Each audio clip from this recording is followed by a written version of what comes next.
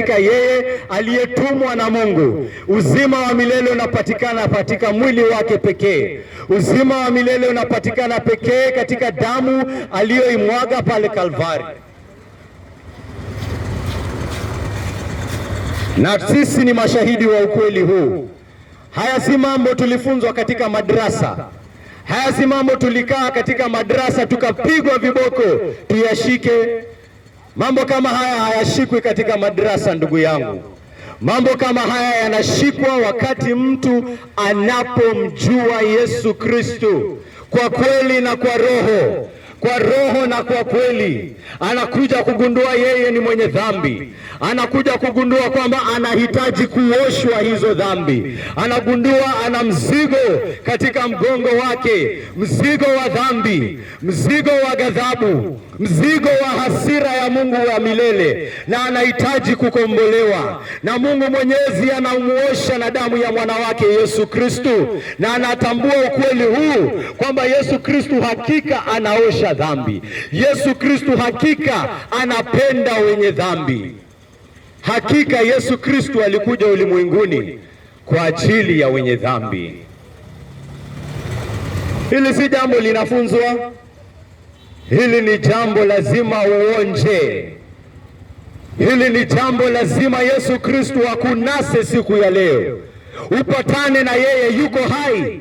Hatuhubiri Mungu aliyekufa. Hatuhubiri Mungu ambaye ni mastori tu. Tunahubiri Mungu mwenye anafanya vitu, mwenye anaongea na watu hadi leo.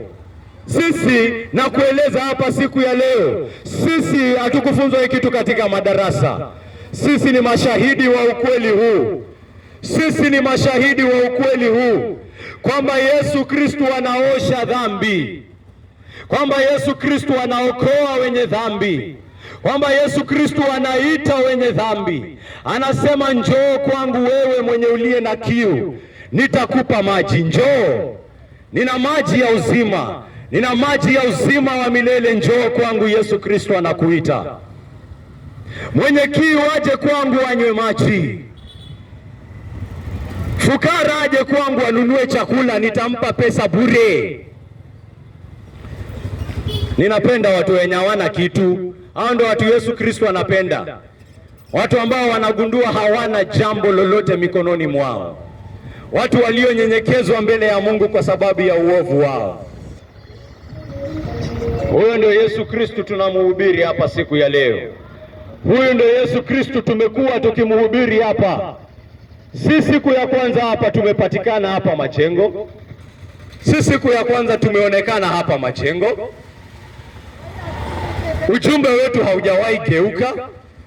Ujumbe wetu ni ule ule. Mjue Yesu kaokolewe. Tunajua wengi hawamjui Yesu huku.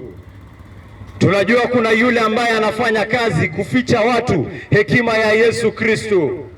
Na tunajua huyo afichaye hekima ya Yesu Kristo ameshindwa na Yesu Kristo pale katika msalaba wake. Nguvu za shetani zimeshindwa, nguvu za kifo zimeshindwa, nguvu za uongo zimeshindwa. Wacha ukweli utangazwe, utasimama kivyake. Wacha ukweli utangazwe, utasimama kivyake. Wacha ukweli utangazwe, utaangusha miamba ya uongo.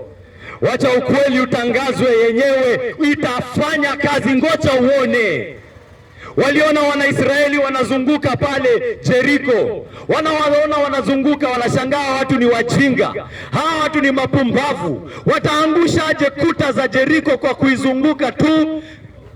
Lakini ni Mungu amewaamrisha, amewaambia zunguka Yeriko siku 6. Siku ya 7 zunguka Yeriko mara 7. Mkimaliza kuzunguka Yeriko mara 7, ninataka mtoe kilio na sauti yenu yote, museme shout victory. Walifanya walivyoambiwa. Majeshi wa Yeriko wamesimama pale, wanaona Wanaisraeli wanazunguka Yeriko siku ya kwanza, wanawacheka, angalieni wapumbavu. Siku ya pili, angalieni wajinga. Siku ya tatu, angalia hawa hawana akili. Siku ya 4, angalia hawa hawana wakati. Siku ya 5, hawa watu kwani hawajaisoma kazi ya kushinda wa jeshi. Siku ya 6 hata wanawashangaa, wanaanza kuwatemea mate kutoka juu. Siku ya 7 wanawacheka pale. Wamezunguka mara ya kwanza, wamezunguka mara ya pili, 3, 4, 5, 6, 7. Na kuta zikaanguka. Kuta zikaanguka, ndugu yangu, na kuhakikishia ndugu yangu, tunafanya kazi ya Wanaisraeli hapa, tunazunguka Yeriko hapa. Yesu Kristo amesema hii injili inayotangazwa ndiyo nguvu ya kuokoa. Hii injili inayotangazwa ndiyo nguvu ya kuvunja miamba ya uongo. Hii injili inayotangazwa ndiyo nguvu ya kumshinda muovu. Hii injili inayotangazwa ndiyo nguvu ya wokovu. Wengine wanasikia injili wanasema, umesikia mwingine amesema nini? Amesema ni uongo. Umesikia mwingine anasema ni upumbavu. Umemsikia? Mimi nimemsikia, lakini namhakikishia ni upumbavu machoni mwake, lakini machoni mwa yule aliyeangusha Yeriko, hii ndiyo uwezo ya kushinda uongo. Na sasa tunatangaza nguvu ya Mungu hapa. Tunatumia upanga wa Mungu hapa kukata. Neno la Mungu linakata. Neno la Mungu ni panga, ni moto unachoma. Nasoma kutoka kitabu cha Yohana mlango ni wa 5. Mstari ni wa 41 hadi 44. Wengi hawajapata kusikia maneno ya Yesu. Wamesikia maneno ya manabii wengine tu. Leo acha nikuletee maneno ya Yesu. Mimi sitafuti kutukuzwa na wanadamu, Yesu anasema. Sijakuja hapa ati unitukuze. Mimi ni Mungu. Mimi ninatukuzika vile nilivyo, sihitaji unitukuze. Sijakuja hapa kutukuzwa na wanadamu. Hata unitusi, hata useme hii injili haina kitu, sijakuja hapa wewe ndio unipe maana. Mimi nina maana tayari. Mimi ndio nimeumba ulimwengu. Mimi sitafuti kutukuzwa na wanadamu. Lakini ninajua kwamba hamna upendo wa Mungu mioyoni mwenu. Hiyo ni kitu ninajua. Ninajua kwamba hamna upendo wa Mungu mioyoni mwenu. Mimi nimekuja kwa jina la Baba yangu, nanyi hamnipokei. Lakini mtu mwingine akija kwa jina lake mwenyewe, huyo mtampokea. Mimi nimekuja kwa jina la Baba yangu, hamtaki kunipokea. Kuna mwingine atakuja kwa jina lake, huyo ndo mtampokea. Huyo hamnitaki mimi ambaye nimekuja kwa jina la Baba. Nawaambia watu hawajasikia maneno ya Yesu Kristo. Wacha niwasomee leo. Anasema hivi: ninyi mnawezaje kuamini ikiwa mnapeana utukufu nyinyi kwa nyinyi, lakini hamna bidii kupata utukufu utokao kwa Mungu? Wacha nikusomee tena ndugu yangu. Yesu Kristo anasema hivi: ninyi mnawezaje kuamini ikiwa mnapeana utukufu nyinyi kwa nyinyi, lakini hamna bidii kupata utukufu utokao kwa Mungu? Yesu Kristo amewadiagnose hawa watu. Unajua ukienda kwa daktari, daktari anakusikiliza, anakuchambua na kupea diagnosis, anakuambia hiyo ni malaria. Hiyo ni malaria hiyo. Hata Yesu Kristo ameangalia hawa. Hapa anazungumza na Wayahudi. Hapa Yesu Kristo anazungumza na Wayahudi. Kumbuka hawa Wayahudi hawa ndio Mungu wa Israeli amejifungua kwao. Hawa si watu hivi hivi. Hawa ni watu wa dini. Hawa ni watu wa dini kali tena sana. Hawa ni watu wa kusali. Wanasali vibaya sana. Hakuna mtu anasali kama hawa. Hata hawa wanaamka asubuhi wako na hiyo shauti yao. Asubuhi wanasikia Mungu ni mmoja. Mungu ni mmoja, amkeni. Hata hawa walikuwa na hiyo. Waisraeli wako na hiyo, wako na yao. Wanasali hawa watu. Nasikiza Yesu anakuja anawaambia mimi ninajua hamna upendo wa Mungu mioyoni mwenu. Kusali si ishara ya kuonyesha uko na upendo wa Mungu. Hawa wanasali, lakini Yesu Kristo anawaambia mnapokea utukufu wenu kutoka kwa mwanadamu. Mnatokea mnasali ili muonekane na watu. Nyinyi Wayahudi, nyinyi mnasali, mnataka watu waone, waseme angalia Rabin. Rabin ni wa kusali. Kwanza anakuja anasimama hapa barabarani, anaanza wewe, ndio watu wamuone Rabin, waseme Rabin ni mtu wa Mungu, angalia venye anasali. Hakuna mtu anasali kama Rabin. Apokee utukufu kutoka wa Mungu. Anasali ndio tumpigie makofi. Mpigieni Rabin makofi. Amepata makofi yake, sio ndio alikuwa anatafuta? Alikuwa anataka kuitwa ustadhi, sio? Amepigiwa makofi, amepewa hiyo title yake. Haya, mpeni title yake ustadhi huyo. Ustadhi si amepokea? Haya, si amepokea? Hiyo ndio anatafuta, sio ndio anatafuta? Yesu Kristo anakuambia unatafuta utukufu wa Mungu, utukufu wa Mungu, utukufu wa mwanadamu, utukufu wa mwanadamu utapokea. Wanadamu watakupigia makofi, lakini haupati utukufu. Utafuti utukufu wa Mungu, unasali ndio uonekane. Hawa ni watu wa kufunga hawa. Wayahudi wanafunga ndugu yangu, na Yesu Kristo sikiza, anawaambia hawa Wayahudi wanaofunga, lakini ninajua kwamba hamna upendo wa Mungu mioyoni mwenu. Hiyo kitu ninajua. Kwa sababu gani? Munafunga ndio muonekane na watu. Ukifunga unavaa nguo chafu, unatembea, unaanza kuambia watu venye ninateseka, niko na njaa, nimefunga siku 3. Wewe hujafunga, wewe unavaa kufunga. Wewe anafunga ndio apigiwe makofi. Rabin anafunga ndio watu wampigie makofi. Mpigieni Rabin makofi. Si amepata makofi yake? Si makofi yake amepata? Rabin anafunga ndio wamuite ustadh. Rabin aitwa ustadh Rabin. Si amepewa? Sio ndio anatafuta? Si anatafuta kusifiwa na wanadamu? Si wanadamu wamemsifu? Hatafuti kusifiwa na Mungu, hatafuti kutukuzwa na Mungu. Ndio maana Yesu Kristo anamwambia, ninajua kwamba hamna upendo wa Mungu mioyoni mwenu nyinyi. Huyu Yesu Kristo hawa Wayahudi, hawa ni watu wanasaidia wanyonge. My friend, Wayahudi wanasaidia wanyonge. Usidhani hiyo ni kitu ilianza juzi. Wanafanya, na bado Yesu Kristo anawaambia hamna upendo wa Mungu mioyoni mwenu. Kwa sababu gani? Mnapopeana kwa wanyonge, mnaenda mkipiga tarumbeta, mnaenda mkipiga tarumbeta ili kila mtu akuone, kila mtu akupigie makofi, aseme angalia Rabin venye ametoa lori, angalia venye Rabin ametoa 100 kupea yule mnyonge, angalia yule hakuwa na chakula, Rabin ametoa 1000 yake moja. Rabin apigiwe makofi, apigiwe makofi yake. Sio ndio alikuwa anatafuta? Sio ndio alikuwa anatafuta? Anatafuta makofi ya mwanadamu. Sio ndio anatafuta? Na hiyo ndio atafanya nini? Hiyo ndio atapokea. Ukitafuta utukufu wa mwanadamu, utukufu wa mwanadamu ndio utaopokea. Yule anayepata utukufu wa Mungu ni yule anayetafuta utukufu wa Mungu peke yake.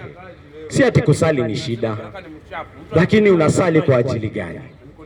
Si ati kufunga ni shida, lakini kwa nini unafunga?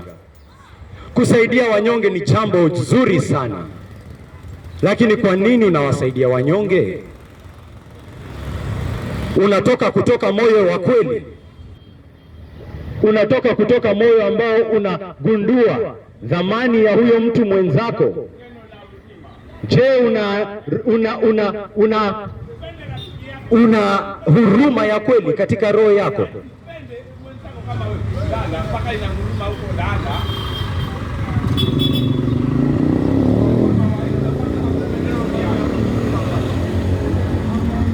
Na anawaambia hawamjui Mungu na upendo wake. Biblia yangu inakufunga. Biblia yangu inafunza kuhusu kufunga, ndugu yangu. Ninafunza kufunga jinsi ambavyo Yesu Kristo alifunza. Yesu Kristo anafunza kuhusu kufunga, na Yesu Kristo ni Mungu wangu. Kwa hivyo kufunga lazima nitafunza. Yesu Kristo anafunza kuhusu haya mambo. Sijaandika Biblia mimi. Biblia si maandishi yangu.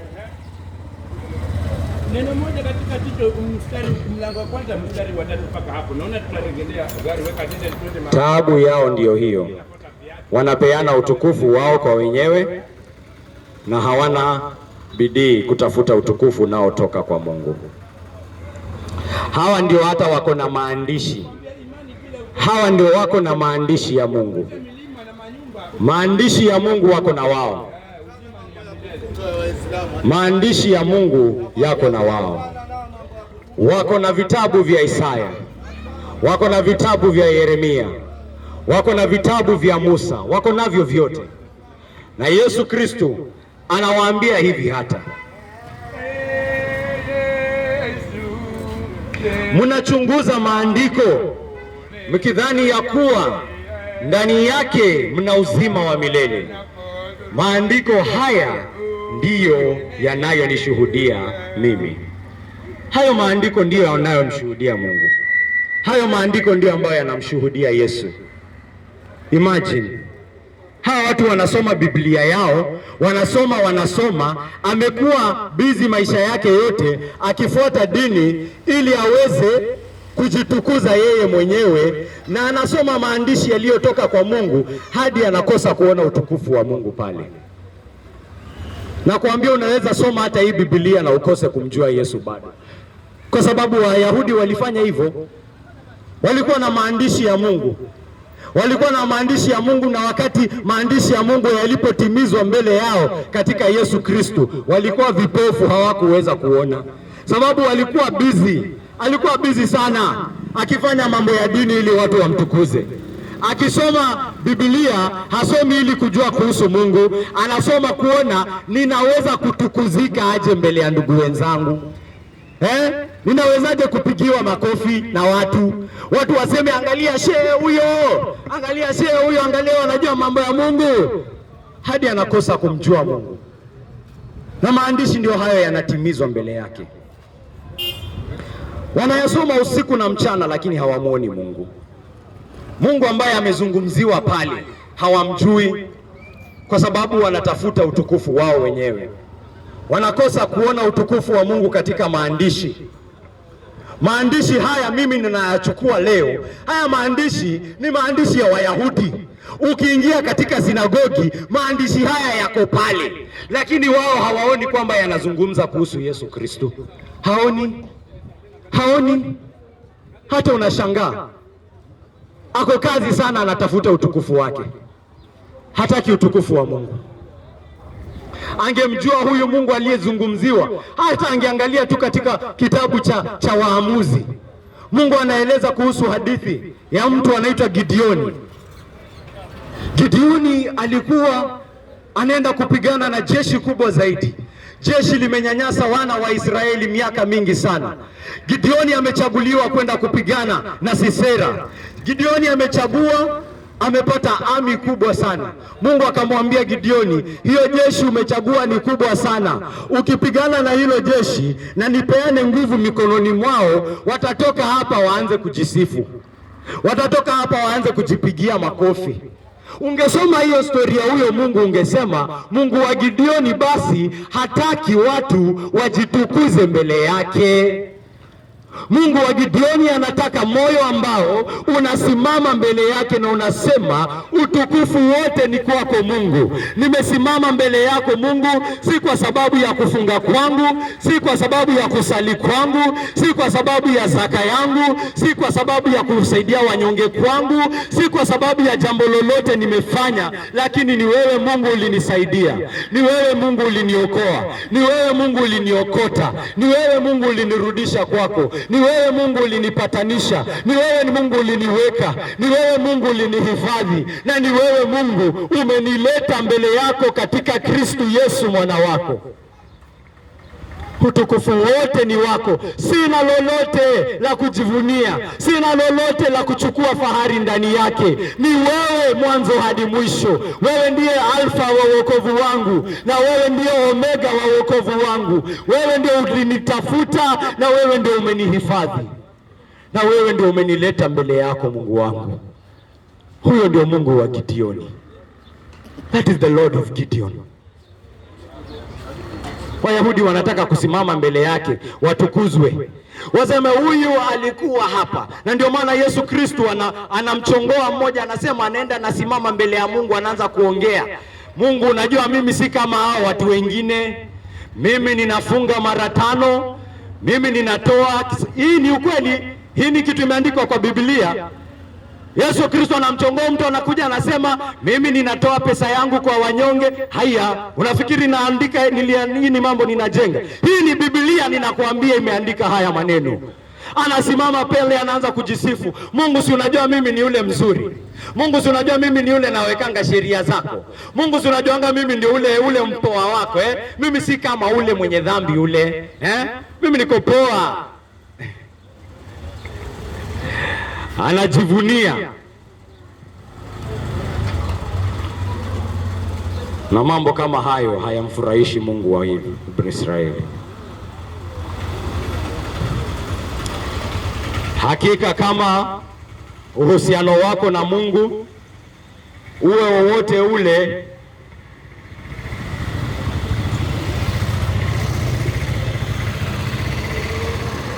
unakuleta katika hali ambayo unajivunia mbele ya Mungu, kuwa na uhakika hilo ni jambo linamchukiza Mungu kabisa. Kama unafanya jambo lolote na linakufanya ujione unafahari mbele ya Mungu kwa njia moja au nyingine, hiyo ni alama ya kuwa chini ya nguvu za yule muovu. Huyo ndio yule ambaye alitafuta utukufu wake mbele ya Mungu. Yule muovu, malaika Ibilisi, alijiweka wa kwanza dhidi ya Mungu. Alitaka kuwa na utukufu kama mwana wa Mungu, akajitukuza juu yake. Na tunajua anapokwenda huyu Ibilisi, tunajua ama mnataka nikufunze? Kuna moto uliotayarishwa kwa ajili ya huyu Ibilisi, moto mkali, mateso mazito. Na yeyote ambaye anafahari mbele ya Mungu, Yesu Kristo anamwambia, na hii pia ni maneno ya Yesu Kristo, kwa sababu uko chini ya huyu shetani, usishangae ukijipata katika moto wake. Huo moto ulitayarishwa kwa ajili ya shetani, na wewe unatembea katika njia zake. Kwa hivyo usishangae ukijipata wapi? Pale pale na baba yenu yule muovu. Usishangae, it is just right, it only makes sense. I mean, hawezi kuwa unaishi kama kahaba alafu unatarajia kupata mambo ya mtu ambaye si kahaba. Ndugu yangu, ukiamua kuishi kama kahaba utavuna mavuno ya ukahaba. Ukiamua kuishi kama fisadi utavuna mavuno ya ufisadi. Ukiamua kuishi maisha ya kiburi utavuna mavuno ya kiburi. Ndugu yangu, ninakwambia, ukiishi maisha yanayofuata yale ya yule muovu Ibilisi, usishangae ukivuna atakachovuna. Ndugu yangu, utavuna moto wake, utavuna moto uliotayarishwa kwa ajili yake.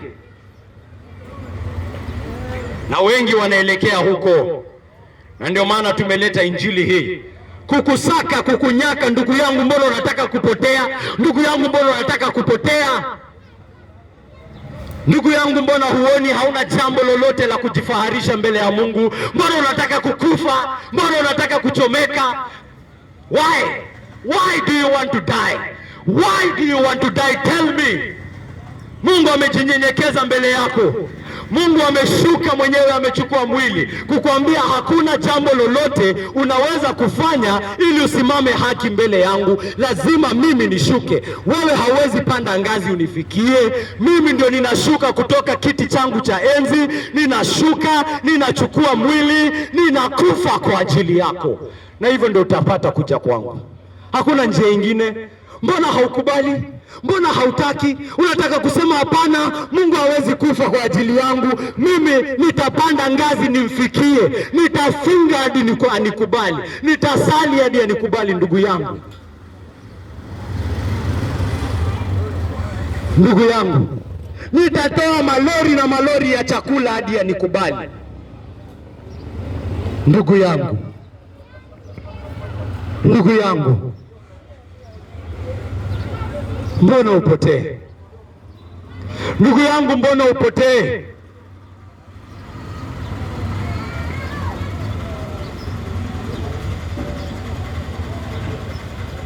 Mimi sitaki upotee.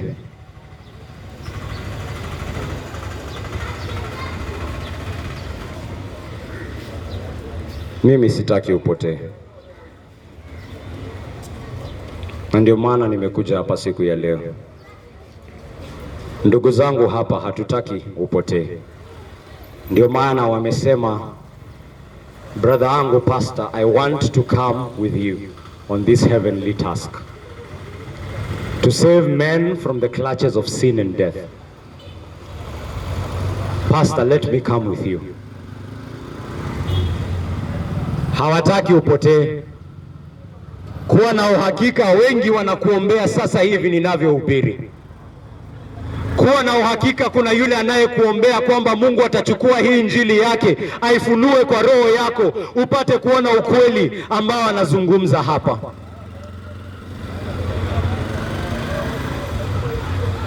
Na mimi mwenyewe pia ninaomba kwamba Mungu atafanya hiyo kazi.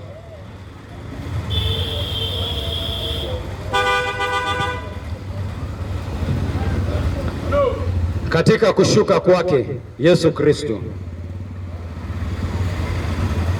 amemtukuza Mungu, ametukuza neema ya Mungu, ametukuza haki ya Mungu, ametukuza uaminifu wa Mungu,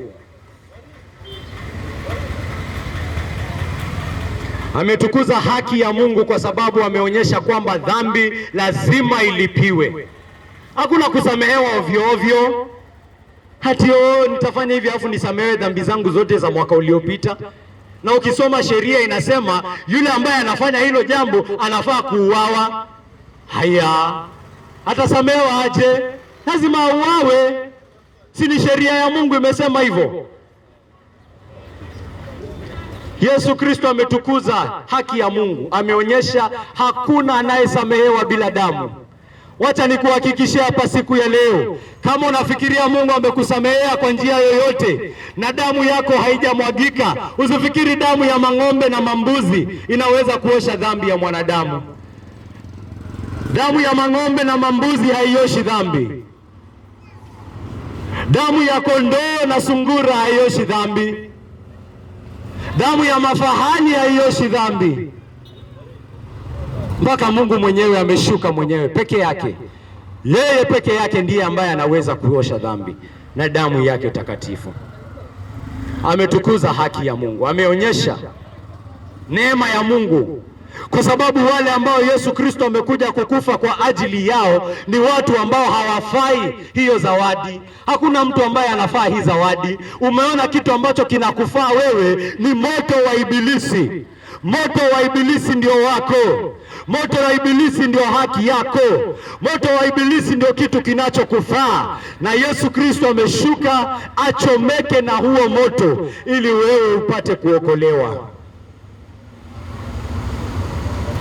Ametukuza neema ya Mungu na ametukuza uaminifu wa Mungu, kwa sababu Mungu aliahidi mwokozi kutoka kitambo sana. Hili si jambo jipya. Ndio maana watu hawataki usome Biblia, ndugu yangu. Hata Wayahudi wenyewe siku hizi hawapendangi kusoma Biblia yao. Wamejitengenezea Biblia ingine sijui inaitwa Tanakh ama nini. Hataki kusoma hii na ni yake.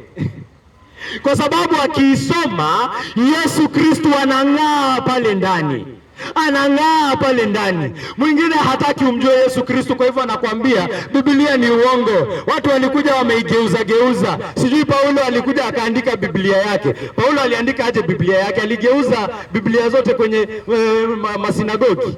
Masinagogi ambayo yalikuwa yanampiga mawe. Masinagogi yalikuwa yanapiga Paulo mawe kila siku, kwa sababu aliwaambia hiyo Biblia mnasoma inawaambia mkuje kwa Yesu, kwa hivyo muisikilize. Anasema toka hapa, sisi tunataka kusifiwa na watu, sisi tunataka utukufu wa watu. Unakuja hapa unatuambia tunyenyekee. Unakuja hapa unatuambia tuache kazi zetu, tuseme kazi zetu zote ni kama vitambara vichafu. Siwezi kuokolewa kwa njia ingine ila kwa damu ya Yesu. Hiyo hatuwezi kubali, hiyo hatuwezi kubali. Na wengi hata hapa hawaikubali hivyo. hataki kuacha kazi zake, anataka kujivunia, anataka kujitukuza, anataka kutukuzwa na watu. Sikiza, Yesu Kristo ameangusha diagnosis. Munawezaje kuamini ikiwa mnapeana utukufu nyinyi kwa nyinyi, lakini hamna bidii kupata utukufu utokao kwa Mungu? Mnatukuzwa tu nyinyi kwa nyinyi, mnajisifu tu nyinyi kwa nyinyi, mnapigiana tu makofi nyinyi kwa nyinyi. Angalia ule mtoto wa Rabin, unamsikia venye anasema, unamsikia venye anajua kukiri, anasema ma Bible verses mingi sana. Utaokolewa na Bible verses, ndugu yangu. Ukisikia neno na haulitii, utaweza kuokolewa kweli? Baba anaweza kufurahia mtoto ambaye anasikia maneno yake na hayafanyi? Ndugu zangu, kwani ninawafunza mambo mapya? Kwani ninawafunza jambo jipya? Nakwambia njia pekee ya kutukuzika mbele ya Mungu ni kukuja mbele yake na kusema, sifai kutukuzika na wewe, ni wewe unitukuze. Hakuna ninachoweza kufanya ndugu yangu, hata ndugu yangu, Mungu wangu.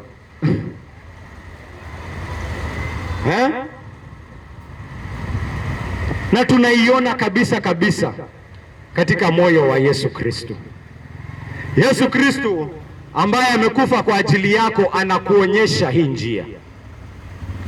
Yesu Kristo ni mwana wa Mungu kutoka milele, na kutangazia leo kwamba Mungu amezaa kutoka milele. Si ati alianza kuishi wakati alikuwa kwa tumbo la Bikira Maria. Yesu Kristo katika tumbo la Bikira Maria, jambo ambalo alifanya ni alishuka kutoka mbinguni akachukua mwili. Ndio maana hana baba, sababu baba yake ni Mungu. Ndio maana alizaliwa na bikira.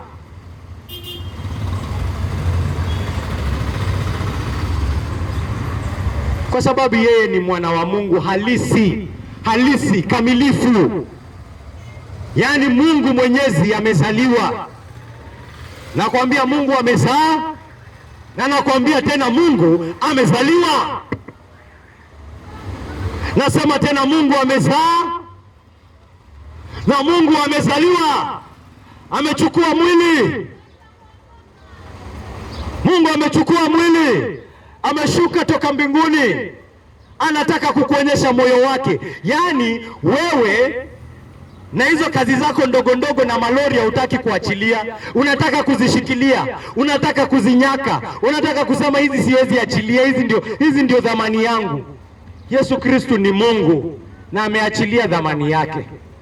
Amechukua mwili wa mwanadamu, yaani Mungu Mwenyezi anakaa, kitoto hapo analia ng'e. Hata unaweza kiita wewe kijana, kuja hapa umpige bare Mungu Mwenyezi. Na nashuku kuna mtu anaweza kuwa amepiga Mungu bare nashuku akiwa mtoto mdogo. Nasi tunajua hata walimpiga mabare wakati alikuwa pale msalabani. Si watu walimpiga mangumi na mamateke. Kuna watu wamempiga Mungu mateke. Kuna watu wamemtemea Mungu mate. Yaani Mungu alikaa hivyo chini akakubali kutemewa mate. Ni kwa sababu aliacha kuwa Mungu? Ni kwa sababu hangeweza kuwamaliza? Hata hayo maisha ya wale ambao wanamtemea mate yako mikononi mwake huyo Yesu, na anakubali. Ameachilia utukufu wake, ameuvika kama nguo, ameutoa, ameuachilia. Huo ndio moyo wa Yesu Kristo. Amekubali utukufu wake ung'olewe, amekubali kuchukua mwili, na asingeuliwa angezeeka. Ni vile hiyo sio kazi alikuja kufanya. Hakuja kuzeeka, alikuja kufa, alikuja kutoa maisha yake. Alichukua maisha yake ndio ayatoe kwa ajili yako. Hii ni historia ndugu yangu. Moyo wa Kristo unakuonyesha kitu ambacho ninataka ufanye leo. Hiyo mambo yote ambayo unaishikilia kama fahari yako, ambao unaishikilia kama utukufu wako, ambao unaishikilia ati watu wakupigie makofi kwa sababu ya hiyo, ninataka uiachilie ninataka uiangushe chini, ninataka uivike, ninataka ukuje na matambara yako, ninataka ukuje na uchafu wako, ninataka ukuje na dhambi yako, ninataka ukuje na uovu wako, ninataka ukuje na uongo wako, ninataka ukuje na uzinifu wako. Hiyo ndio ninataka ukuje nayo. Nataka ukuje dry. Kwanza hata ukuje na umejawa na laana, the better. Ukuje useme mimi hata sina kitu nimekuja nao ni malaana mingi. Wewe ndio utaniondolea hizi laana. Hivyo ndio ninataka ufanye. Ng'oa utukufu yako yote vile Yesu alivyong'oa utukufu wake, akafa msalabani. Hilo ndio jambo ninataka ufanye siku ya leo. Ng'oa utukufu wako na ukuje ukubali yule ambaye aling'oa utukufu wake, akafa kifo cha aibu, kifo ambacho kilitufaa sisi.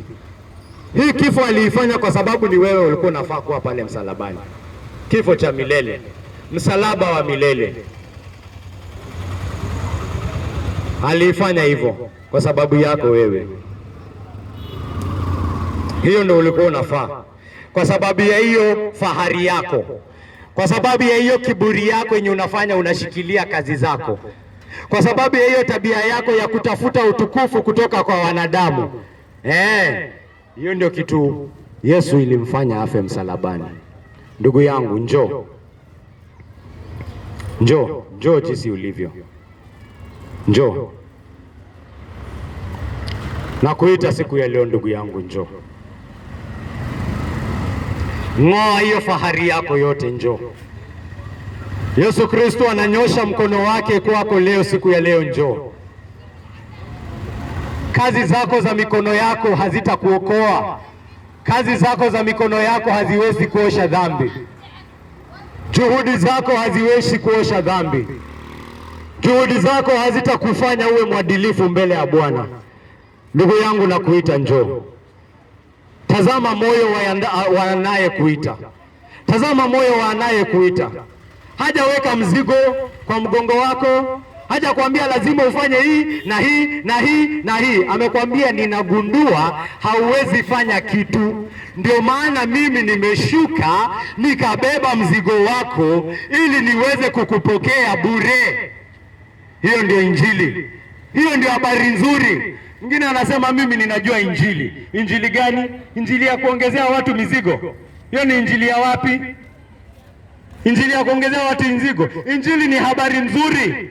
Jamaa tayari analemewa na dhambi, wewe unamletea mizigo ingine, alafu unamwambia hiyo ni habari nzuri. Habari nzuri gani hiyo? Hiyo si ni mizigo unaongezea watu. Unaongezea watu mizigo na hutaki kuwasaidia kubeba. Yesu Kristo ameshuka, amekubebea mzigo wako. Kazi yako ni kuangalia, kustaajabu na kukubali. Ndugu yangu, kuna kitu kinakusimamisha. Kuna kitu kinakusimamisha usipate uzima wa milele. Ndugu yangu, kuna kitu kinakusimamisha usipate uzima wa milele. Wakati Mungu amefanya kazi kuu kama hii, nini kinakusimamisha ndugu yangu? Nini kinakushikilia ndugu yangu? Nini kinakuweka ndugu yangu? Njoo. Dada yangu, njoo. Njoo jinsi ulivyo. Yesu Kristo, Mwenyezi, mwana wa Mungu. Natambua Yesu Kristo kwamba si kawaida sisi kuja mbele yako, lakini najua kwamba wewe ni Mungu na kwamba unatusikia, Mungu wangu. Kwa hivyo ninakuja mbele yako, wewe Yesu Kristo, mwana wa Mungu, wewe ambao umenipatanisha naye Mungu, wewe ambao umenirudisha kwake Baba yako, wewe ambao umejitolea kwa ajili yangu, Mungu wangu, na umesema kwamba umejitoa kwa ajili ya ulimwengu, na umesema kwamba unajikusanyia watu kutoka kila kona ya ulimwengu. Najua kwamba kuna wengi hapa siku ya leo ambao hawajapata kukujua. Yesu Kristo, ninasoma katika kitabu chako kwamba wewe una uwezo wa kufunua mioyo ya watu, jinsi ambavyo ulifunua moyo wa Lydia. Ukafunua moyo wa Lydia, akapata kusikia maneno ya Paulo, akapata kuamini, akapata kukujua wewe, na akapata kumjua baba yako. Najua kuna wengi hapa Yesu Kristo hawajapata kukujua, na najua hii kazi ambayo umefanya katika kufa msalabani ni kazi kuu sana. Haujaifanya ili ikuwe bure. It will not go to waste. It will not go to waste. They will get saved, Jesus Christ my King. They will get saved, my God. I know that for sure because you are God. Kazi uliyoifanya Yesu wangu, kila mmoja aliyefiwa pale msalabani atakuja kwako. Tumekuja katika hiyo imani, tumekuja katika hiyo ujuzi, tumekuja tukijua kwamba hii kazi hatuifanyi bure. Tumekuja kuifanya Mungu Baba tukijua uhafifu wetu. Tumekuja mbele yako Mungu Baba tukijua udhaifu wetu. Tumekuja mbele yako Mungu Baba tukijua kivyetu hii kazi tusipokuwa nasi Yesu Kristo tutakuwa tunafanya kazi ya bure. Lazima uwe pamoja nasi, lazima usonge mbele yetu, lazima usonge mbele yetu. Yesu wangu, lazima usonge katika maneno yako, lazima ufanye maneno yako yawe hai kwa roho wako. Lazima uchukue maneno yako Mungu Baba uyatumie kama upanga, ufunue mioyo ya wale wote watakaosikia, wapate kuona uovu wao, wapate kuona dhambi yao, wapate kuona kwamba hakuna chochote wanachoweza kufanya kitachowafanya wasemame haki mbele yako na mbele ya baba yako hiyo siku itakapofika. Wafunue mioyo yao wapate kuona kwamba wanakuhitaji Yesu wangu Kristo Mungu wangu. Na nakuomba Yesu Kristo kwamba utafanya hii kazi siku ya leo, kwamba utatujalia Roho wako Mtakatifu jinsi ambavyo ulituahidi ile siku, jinsi ambavyo ulituahidi utafanya. Na hakika ninajua kwamba wewe si muongo. Basi Yesu Kristo, jitukuze na utukuze jina la baba yako ambaye alikutuma, na ni kwa jina lako ninakuomba na ninamwomba pia baba yako. Amina.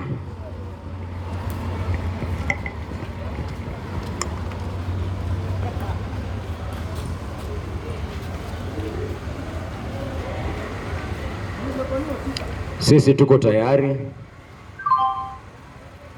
sisi tuko tayari kupokea sauti ya yeyote atakayetaka kuzungumza nasi baada ya hapa.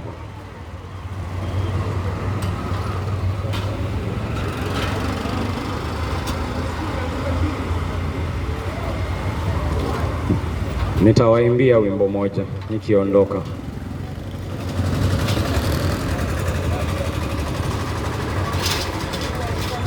Wimbo inayokuja kwa watu kuambia, njooni kwa Yesu jinsi ulivyo, jinsi ulivyo.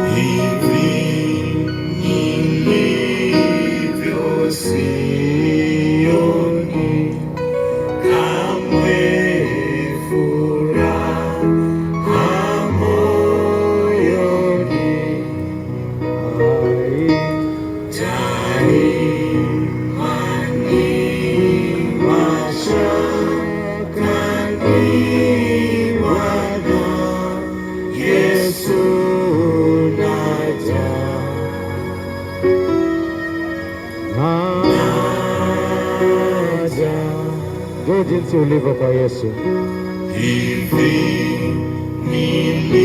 Hivi nilivyo kipofu, masikini na mpungufu, wewe umtimilifu Bwana Yesu naja. Hivi nilivyo kipofu, maskini na mpungufu, wewe ndiye mtimilifu Bwana Yesu naja. nawe hivi utanitwa nisidhubutu kukawa nawe,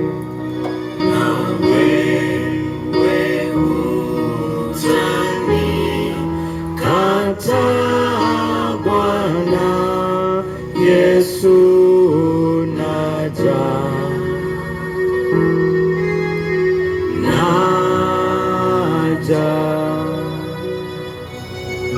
Hivi nilivyo, mapenzi yamenipa